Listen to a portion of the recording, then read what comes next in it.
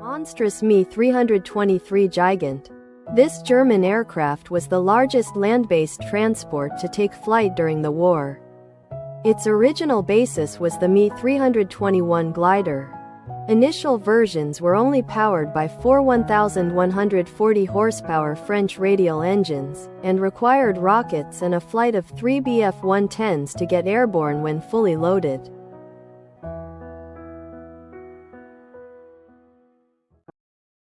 Monstrous Me 323 Gigant. This German aircraft was the largest land-based transport to take flight during the war. Its original basis was the Me 321 glider. Initial versions were only powered by four 1,140 horsepower French radial engines, and required rockets and a flight of 3 Bf-110s to get airborne when fully loaded.